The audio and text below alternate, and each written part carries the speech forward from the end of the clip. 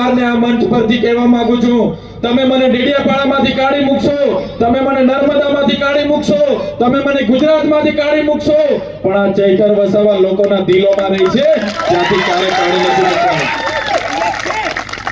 ત્યારે મને દબાવવા માટે વડાપ્રધાન શ્રીને મારા ડેડિયાપાડામાં લાવવામાં આવ્યા, 500 કરોડનો ખર્ચો કરવામાં આવ્યો, પ્રજાના પૈસે દિવાળી કરી, બસો મૂકી, પોલીસ લોકોને બોલાવ્યા, પોલીસ બિચારા હેરાન થઈ ગયા, અધિકારીઓ હેરાન થઈ ગયા, 500 કરોડના ધુમાડા છતાં ત્યાં પ્રજા નહીં ભેગી થઈ. ચૈતર વસાવાએ પ્રેમથી આહવાન કર્યું અને પ્રેમના લીધે આખા લોકો ભેગા થઈ ગયા. નેત્રંગમાં લાખો લોકો ભેગા થઈ ગયા, એમની સભા ફીકી પડી અને તે ફીકી પડેલી સભાના કારણે એમના મંત્રીઓ, એમના સાંસદો, એમને તકલીફ પડી છે.